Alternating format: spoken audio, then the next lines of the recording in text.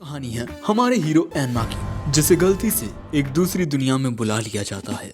लेकिन वहां जाने के बाद दिक्कत ये हो जाती है कि इस दुनिया में हर कोई मैजिक का यूज कर सकता था सिवाय एनमा के। और अब एनमा के पास इस दुनिया से वापस अपनी दुनिया में जाने का कोई रास्ता भी नहीं है। तो अब एनमा इस जादुई दुनिया में बिना जादू के कैसे सरवाइव करेगा और उसे किन किन उलझनों का सामना करना पड़ेगा, यही जानेंगे हम आज की इस कहानी में। कहानी की शुरुआत में हमें एक अजीब सा शीशा दिखाया जाता है जिसमें आग चल रही थी और एक आदमी उससे कह रहा था, ओ तिलस्मी ताकतों से बने शीशे, मुझे दिखा कि वो कौन है जो यहाँ आने के लायक है। और दोस्तों, ये जो नजारा होता है वो एक अलग ही दुनिया का था।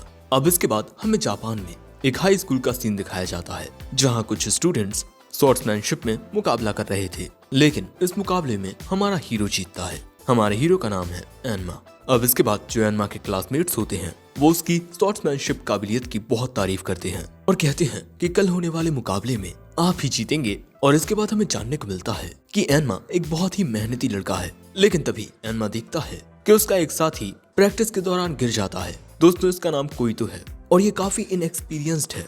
एनमा उसके पास जाकर कहता है, कोइतो, मैं जानता हूँ कि हमारे इस टीम टूर्नामेंट के लिए तुम भी हर दिन प्रैक्टिस कर रहे हो पर तुम्हें खुद को इतना फोर्स करने की जरूरत नहीं है।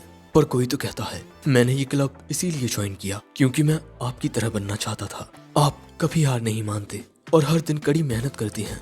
मैं भी आपकी तरह एक अच्छा एथलीट बनना चाहता हूँ। और यही कहते हुए वो इमोशनल हो जाता है। सो अब एनमा उससे कहता है, अरे मैं तो बस इतना कह रहा था कि तुम्हें खुद को फोर्स करने की जरूरत नहीं है। हम एक टीम है और हम एक दूसरे का साथ देंगे और कल हम अपने ओपोनेंट्स को धूल चटा देंगे। एनमा की बातें सुन कोइतो की हिम्मत भी बढ़ जाती है। लेकिन इसके बाद रात के वक्त घर जाते हुए एनमा सोचता है कि हम सब ने कल के लिए बहुत ज्यादा मेहनत की है, हम लोग कल जरूर जीतेंगे। लेकिन तभी अचानक मौसम जरा बदलने लगता है। अचानक से एनमा के चारों ओर धुंध आ जाती है और इससे पहले कि एनमा कुछ समझ पाता, अचानक ही उसके सामने एक घोड़ा गाड़ी आ जाती है और वो एनमा से टकरा जाती है। और इसके बाद हमें बताया जाता है कि ये जो जादुई मिरर है वो बुरी ताकतों से बना है और ये अपने हिसाब से लोगों को चुनता है कि कौन इसके लायक है और कौन नहीं। और ये मिरर जिस अंधेरी की दुनिया में है उसे विलन्स की दुनिया भी कहा जाता है। और इसके बाद जब एनमा को होश आता है वो खुद को किसी जगह पर कैद पाता है। वो अपना पूरा जोर लगाकर दरवाजा खोलने की कोशिश करता है और जैसे ही वो दरवाजे से बाहर आता है वो खुद को एक अजीब सी जगह पर पाता है। हम देखते हैं कि इस जगह पर बहुत सारे लोग होते हैं और सब ने एक जैसे ही कपड़े पहने हुए थे। एनमा को समझ नहीं आता कि वो किस जगह पर है और जैसे ही वो देखता है कि वो एक कॉफिन के अंदर था, उसे लगता है कि क्या वो मर चुका है। और यहाँ जो भी लोग मौजूद थे वो एनमा को वहाँ देख बहुत हैरान हो जाते हैं। वो सब कहते हैं, आखिर ये कैसे मुमकिन है, कोई भी शख्स खुद से इन कॉफिन से बाहर नहीं आ सकता। और इन सब को देख एनमा कहता है कि ये सब क्या हो रहा है, क्या मैं कोई सपना देख रहा हूँ। तभी वहाँ एक शख्स आकर कहता है, कितने ताज्जुब की बात है कि एक स्टूडेंट खुद कॉफिन से बाहर आ गया, ऐसा तो पहले कभी नहीं हुआ। लेकिन अगले ही पल में एनमा अपनी लकड़ी की तलवार उठाकर कहता है, आखिर तुम सब कौन हो और मैं यहाँ क्या कर रहा हूँ। वो बंदा कहता है, तुम यहाँ इसीलिए हो क्योंकि तुम्हें चुना गया है और शायद तुम इस पूरी सिचुएशन को लेकर थोड़े कंफ्यूज हो और मैं दिल का बहुत अच्छा हूँ, इसलिए मैं तुम्हें सब कुछ बताता हूँ। तो बच्चे, ये है Night Raven College, Twisted Wonderland की मोस्ट प्रेस्टिजियस अकेडमी। और इस अकेडमी में आने के लिए बच्चे से नहीं चुनते बल्कि ये अकेडमी खुद बच्चों को चुनती है। ऐसे बच्चे जिनमें अनोखी काबिलियत हो और सभी बच्चों को उनके एट्रीब्यूट्स के आधार पर द ग्रेट 7 हाउसेस में बांट दिया जाता है जहां वो अपने साथी क्लासमेट्स के साथ रहते हैं और स्टडी करते हैं। और तुम यहाँ इसीलिए हो क्योंकि तुम्हें तिलस्मी ताकतों से बने डार्क मिरर ने चुना है। याद करो, तुम्हें लेने के लिए एक ब्लैक कैरेज आई होगी। एनमा को वो ब्लैक कैरेज याद आती है। एनमा कहता है, शायद से यहाँ कोई गलती हुई है क्योंकि मैं तो मैजिक का यूज करना जानता ही नहीं। और एनमा की बात सुन सभी स्टूडेंट्स और प्रोफेसर हैरान हो जाते हैं। और इसके बाद एनमा यहाँ से जाने लगता है क्योंकि कल उसे एक बहुत ही जरूरी काम है। ये देख, यहाँ बच्चे कहते हैं, ये लड़का शायद से बेवकूफ है वरना इतनी अच्छी अपॉर्चुनिटी को अपने हाथ से नहीं जाने देता। और तभी यहाँ एक लड़का गुस्से में आकर कहता है, ये हमारी परंपराओं की तौहीन कर रहा है। लेकिन जब एनमा जा रहा था तभी खिड़की तोड़कर वहाँ ये अजीब सा जानवर आ जाता है और वो एनमा से कहता है, अगर तुम इस एकेडमी में नहीं पढ़ना चाहते तो अपना स्पॉट मुझे दे दो। वो प्रोफेसर कहता है, ये अजीब सा प्राणी कौन है और ये यहाँ क्या बकवास कर रहा है। और यहाँ एनमा को लगता है कि ये तो एक बात करने वाला रकून है। सो अब ये क्रिएचर अपने बारे में बताता है, मैं हूँ इस पूरी दुनिया में सबसे ज्यादा अनोखा, मेरा नाम है ग्रिम। लेकिन तभी बाकी के स्टूडेंट्स उसका मजाक उड़ाते हुए कहते हैं कि ये अजीब सा प्राणी एक जादूगर बनना चाहता है। वाह क्या बात है। ये बात सुन ग्रिम गुस्से में आ जाता है और फिर यहाँ अपनी काबिलियत दिखाने के लिए वो यहाँ आग लगा देता है। और अब इस आग की वजह से सभी बच्चे घबरा जाते हैं क्योंकि ग्रिम चारों ओर आग को फैला रहा था। और अब यहाँ हो रही ये तबाही देख प्रोफेसर कहता है कि जल्दी से कोई इस रकून को पकड़ो। ये देख एक स्टूडेंट उसके पास आकर कहता है, अगर आप मुझे इजाजत दें तब मैं इस अजीब से क्रिएचर को रोकने के लिए तैयार हूँ। लेकिन तभी एक दूसरा स्टूडेंट जिसके कपड़ों में आग लग गई थी वो उससे आकर टकरा जाता है। अब ये जो सब हो रहा था, कुछ स्टूडेंट्स को ये देख मजा आ रहा था और कुछ बहुत ज्यादा पैनिक हो रहे थे और कुछ स्टूडेंट्स को कोई फर्क ही नहीं पड़ रहा था। लेकिन ये सब देख एक स्टूडेंट को बहुत ज्यादा गुस्सा आ रहा था। एनमा यहाँ पैनिक हुए स्टूडेंट्स को शांत करने की कोशिश कर रहा था कि तभी वो देखता है कि एक स्टूडेंट आग की लपटों की ओर जा रहा है। ये स्टूडेंट ग्रिम के पास आकर कहता है, तुमने अपनी मनमानी बहुत कर ली, अब तुम्हें इसकी सजा मिलेगी। ये बात सुन ग्रिम उस स्टूडेंट पर ही हमला कर देता है। ये देख एनमा उस स्टूडेंट को आकर बचाता है और पूछता है, तुम ठीक तो हो ना? पर अगले ही पल में वो स्टूडेंट एनमा को दूर धक्का दे देता है और उस स्टूडेंट को इस तरह देख एक दूसरा स्टूडेंट कहता है, अरे नहीं ये तो दिक्कत हो गई। और इसके बाद वो स्टूडेंट अपनी मैजिक वॉन्ड निकालता है और ये देख ग्रिम घबरा जाता है और यहाँ से भागने की कोशिश करता है। लेकिन तभी ये बंदा उस पर अपने मैजिक का यूज करता है जिससे ग्रिम के गले पर एक लॉक आ जाता है। ग्रिम कहता है, ये कॉलर क्या है, इसे हटाओ मेरे ऊपर से। और इस कॉलर के होने की वजह से ग्रिम अब अपनी आंख का यूज नहीं कर पाता। और तभी प्रोफेसर आकर कहता है, बहुत बढ़िया रिडल रॉजहर्ट, मुझे तुमसे यही उम्मीद थी। आखिर तुम हार्ट्सलैप्यूल हाउस के हाउस वार्डन जो ठहरे और तुम्हारी ये मैजिक काबिलियत भी कमाल की है। तुम्हारा ये कॉलर जिस भी शख्स के गले पर जाता है वो शख्स अपने मैजिक का यूज नहीं कर पाता। और इसके बाद प्रोफेसर ग्रिम को उठाकर कहता है, अब तुमने जो किया है उसकी तुम्हें सजा मिलेगी। और वो ग्रिम को लेकर यहाँ से चला जाता है। इसके बाद हम एनमा को देखते हैं जिसे हाथ में थोड़ी चोट आ गई है। मुझे अब यकीन हो गया है कि ये कोई सपना नहीं है, ये सब सच है। लेकिन तभी रिडल उसके पास आकर कहता है, पहले तो तुमने यहाँ आकर हमारे रीति रिवाजों की तौहीन की और उसके बाद मेरी बेइज्जती भी की और मैं तुम्हें इसकी सजा दूंगा। और दोस्तों रिडल यहाँ बहुत ज्यादा गुस्से में होता है। लेकिन तभी एक दूसरा बंदा आकर रिडल को शांत करने की कोशिश करता है। मैं जानता हूँ कि इसने हमारे नियमों को तोड़ा है, पर ये उन नियमों के बारे में कुछ भी नहीं जानता था। एनमा कहता है, मैं मैजिक का यूज करना जानता ही नहीं, तो मैं यहाँ रहकर करूँगा क्या? रिडल कहता है कि तुम्हें द ब्लैक कैरेज ने चुना है। लेकिन तभी डार्क मिरर में से आवाज आती है कि वो लड़का सच बोल रहा है, इस लड़के में कोई भी मैजिक की काबिलियत नहीं है। ये बात सुन प्रोफेसर कहता है, अगर ये बात सच है कि तुम मैजिक का यूज नहीं कर सकते हो तब मैं तुम्हें हमारी एकेडमी में एडमिशन नहीं दे सकता। और इसके बाद प्रोफेसर डार्क मिरर से कहता है, ओ तिलस्मी ताकतों के शीशे, इस लड़के को वहाँ पहुँचा दो जहाँ से ये आया है। लेकिन थोड़ा सर्च करने के बाद डार्क मिरर कहता है, मैंने इस दुनिया में चारों ओर देखा और मुझे उस जगह का पता नहीं चला जहाँ से ये लड़का आया है। ये बात सुन एनमा के होश उड़ जाते हैं। इसके बाद प्रोफेसर एनमा से पूछते हैं कि वो कहाँ से आया है। वो बताता है कि वो जापान से आया है। प्रोफेसर कहता है कि इस नाम के किसी भी शहर के बारे में मैंने कभी नहीं सुना। ये बात सुन एनमा और परेशान हो जाता है, लेकिन वो यहाँ कुछ नहीं कहता। और इसके बाद वो यहाँ से जाने लगता है ताकि वो खुद अपने घर तक पहुँच पाए। लेकिन इसके बाद जब वो दरवाजा खोलकर बाहर आता है तब उसे अपनी आंखों के सामने एक अलग ही दुनिया नजर आती है। यहाँ बच्चे झाड़ुओं पर उड़ रहे थे। प्रोफेसर आकर एनमा से पूछता है कि क्या तुम्हारा कोई दोस्त है यहाँ? ये बात सुन एनमा अपना फोन निकालता है, पर यहाँ पर सिग्नल ही नहीं आ रहे थे। और अब एनमा समझ जाता है कि वो एक दूसरी दुनिया में फंस चुका है। अब एनमा को इस तरह देख प्रोफेसर कहता है कि मैं तुम्हें एकेडमी में तो नहीं रहने दे सकता, लेकिन हमारी इस एकेडमी का एक पुराना कैंपस है, तुम चाहो तो वहाँ रह सकते हो। और इसके बाद प्रोफेसर एनमा को उस खंडहर से घर पर लेकर आता है। घर का दरवाजा खोलते ही हम देखते हैं कि ये घर पूरी तरह से टूटा फूटा है।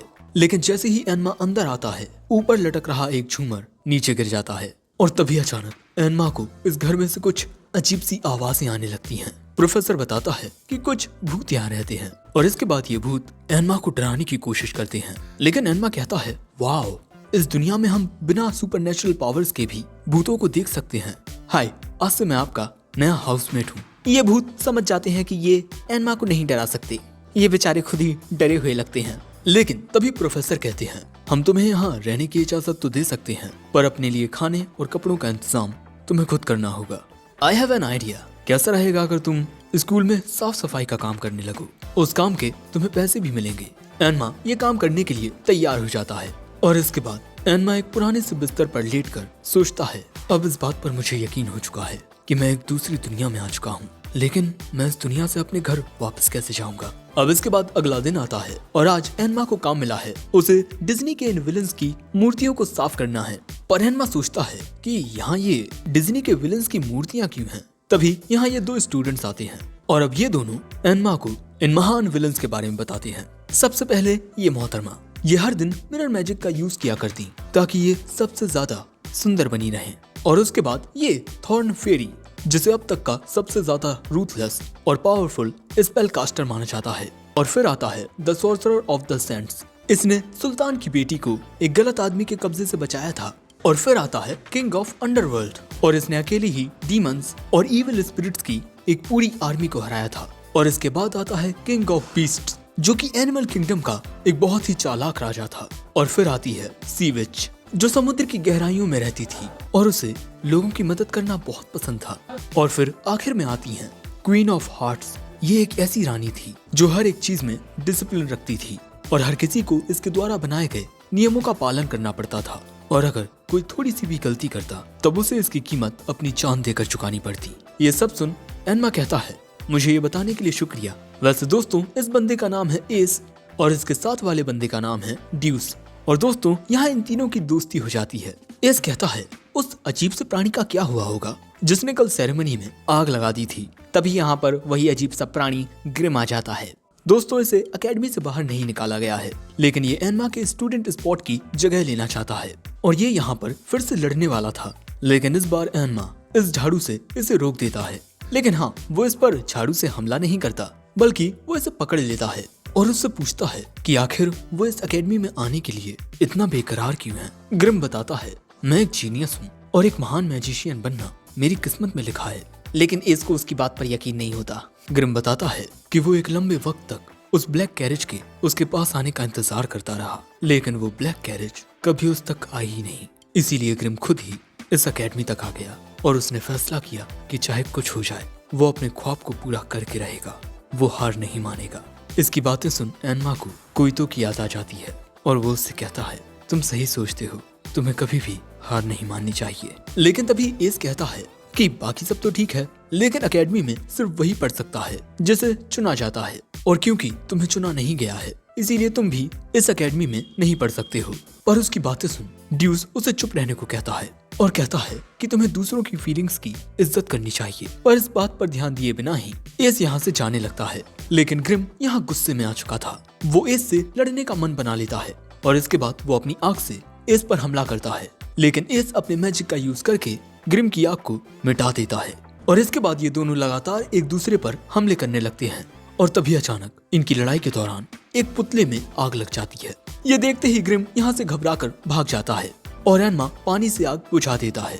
लेकिन जब प्रोफेसर वहाँ आकर पुतले की हालत देखता है तब उसके होश उड़ जाते हैं।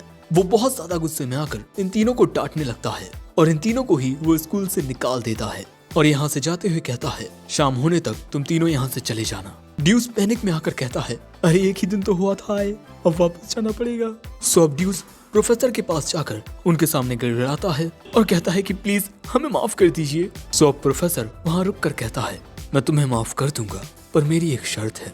और अगले सीन में हम इन तीनों को जंगल में एक खंडर की ओर जाते हुए देखते हैं, क्योंकि प्रोफेसर ने इनसे कहा है कि अगर ये तीनों एक्सपेल्शन से बचना चाहते हैं तब इन्हें एक बहुत ही कीमती पत्थर लाना होगा। लेकिन इनके पास सिर्फ आज रात तक का वक्त है। वैसे दोस्तों, इनके पीछे ग्रिम भी आ रहा था छुपते हुए। दूसरी ओर प्रोफेसर इस बारे में रिडल को बताते हैं और क्योंकि ड्यूस और एस उसी के हाउस होल्ड के मेंबर्स हैं इसीलिए वो उनकी ओर से प्रोफेसर से माफी मांगता है। लेकिन अब वहाँ से जाते हुए हम रिडल को बहुत ज्यादा गुस्से में देखते हैं। उन्होंने नियमों को तोड़ा है और इसकी सजा उन्हें जरूर मिलेगी। दूसरी ओर ये तीनों जंगल में आगे बढ़ते जा रहे थे और फिर हमें वो माइन दिखाई जाती है जहाँ पर इन्हें वो मैजिक स्टोन मिल सकता है। पर यहाँ एक खतरनाक मॉन्स्टर भी है दूसरी ओर ये लोग चलते हुए एक घर के सामने आ पहुंचते हैं। ये लोग घर के अंदर आते हैं पर वहाँ कोई होता नहीं है और देखकर लगता है कि जैसे इस घर में काफी वक्त से कोई नहीं आया है। शायद से यहाँ पर माइन में काम करने वाले लोग रहा करते होंगे। तभी इन्हें यहाँ एक कैंडल नजर आती है जिसका इस्तेमाल ये लोग अंधेरे में कर सकते हैं, पर इनके पास कोई माचिस नहीं होती। सो एनमा कहता है कि इसे तुम अपने मैजिक से क्यों नहीं जला देते। ड्यूस बताता है कि जब तक आप अपनी इमेजिनेशन में किसी स्पेल को अच्छे से देख नहीं लेते तब तक आप उसे कास्ट नहीं कर सकते। किसी भी स्पेल को सही से इमेजिन करने के लिए बहुत ज्यादा प्रैक्टिस की जरूरत पड़ती है। लेकिन तभी वहाँ ग्रिम आकर एक ही बार में इस कैंडल को जला देता है और इसके बाद हमें जानने को मिलता है कि ग्रिम इनका पीछा इसीलिए कर रहा था क्योंकि उसे भी अपने मैजिक को ज्यादा ताकतवर बनाने के लिए एक मैजिक स्टोन की जरूरत है। अब इसके बाद ग्रिम इन्हीं के साथ चलने लगता है और वो सबसे आगे होता है, बिल्कुल कैप्टन बना हुआ है। लेकिन जैसे ही ये लोग माइन के पास पहुंचते हैं, ग्रिम को माइन के अंदर से कुछ अजीब सी आवाजें आती हैं, जिस वजह से वो डर जाता है। अब इसके बाद ये लोग माइन के अंदर आकर मैजिक स्टोन को ढूंढने के लिए खुदाई करने लगते हैं, लेकिन काफी देर के बाद भी इन्हें कोई मैजिक स्टोन नहीं मिलता। सो अब ड्यूस यहाँ नाराज होने लगता है कि अरे मेरी तो कोई गलती भी नहीं थी, तुम दोनों की गलती की वजह से मुझे फालतू में ये सब करना पड़ रहा है। जिसके बाद ड्यूस और एस के बीच बहस होने लगती है। लेकिन तभी अचानक एनमा को कोई आवाज सुनाई देती है और अगले ही पल में इन सभी को अपनी ओर अंदर की ओर से काफी धुआं आते हुए नजर आता है। ये देख एनमा कैंडल को बुझा देता है और इसके बाद ये लोग छुप जाते हैं और इसके बाद उस धुएं के अंदर से एक अजीब सा मॉन्स्टर निकलता है। मॉन्स्टर की तरह तो नहीं लगता, पर पता नहीं ये क्या है। और ये मॉन्स्टर अब दूसरी ओर जाने लगता है। लेकिन तभी ग्रिम को एक छींक आने वाली होती है, जिस वजह से ये लोग ग्रिम को पकड़ लेते हैं। और इसके बाद ड्यूस कहता है शायद से इस मॉन्स्टर को ये पता हो सकता है कि मेज स्टोन कहाँ है, हमें इसका पीछा करना चाहिए। पर ग्रिम यहाँ बहुत ज्यादा डर गया होता है। एस कहता है अबे तेरे लिए पढ़ाई ज्यादा जरूरी है कि तेरी जान। सो एस गुस्से में आकर कहता है अगर तुम लोग नहीं आओगे तो मैं अकेला जाऊंगा। और इसके बाद ड्यूस अकेला उस मॉन्स्टर के सामने आ जाता है। ड्यूस को देखते ही वो मॉन्स्टर उस पर हमला कर देता है। ड्यूस उसके हमले से बच जाता है, लेकिन उस मॉन्स्टर का ये हमला बहुत ज्यादा खतरनाक होता है। अब इसके बाद ड्यूस उस मॉन्स्टर पर हमला करने की कोशिश करता है, पर ड्यूस के हमले का उस मॉन्स्टर पर कोई असर नहीं होता और फिर वो मॉन्स्टर लगातार ड्यूस पर हमले करने लगता है। और तभी ड्यूस कुछ पत्थरों के नीचे दब जाता है। ये देख एनमा ड्यूस की मदद के लिए जाता है। वो मॉन्स्टर का ध्यान अपनी ओर खींचता है और तभी एस और ग्रिम भी एनमा की मदद के लिए आ जाते हैं। लेकिन उन दोनों के कंबाइन अटैक से भी उस मॉन्स्टर को कुछ नहीं होता। और जब ये दोनों इस मॉन्स्टर का ध्यान भटका रहे थे, उतनी ही देर में एनमा ड्यूस की मदद कर देता है और तभी इन्हें एक चमकता हुआ पत्थर नजर आता है और वही होता है मैजिक स्टोन। लेकिन उस मॉन्स्टर के लगातार हमले करने की वजह से इन लोगों को यहाँ से भागना पड़ता है। अब बाहर आकर ड्यूस और एस में बहस छिड़ जाती है। ड्यूस चाहता था कि ये लोग अंदर जाकर मैजिक स्टोन को लेकर आएं, लेकिन एस अंदर नहीं जाना चाहता था। सो अब एनमा कहता है अगर हम सब लोग एक टीम की तरह काम करें तो शायद हम उस मैजिक स्टोन को पा सकते हैं। लेकिन ये दोनों ही एक दूसरे के साथ टीम वर्क करने से साफ मना कर देते हैं। एनमा कहता है तो ठीक है, स्कूल से निकाले जाने के लिए तैयार हो जाओ। जिसके बाद ना चाहते हुए भी ये लोग टीम बनाने के लिए तैयार हो जाते हैं।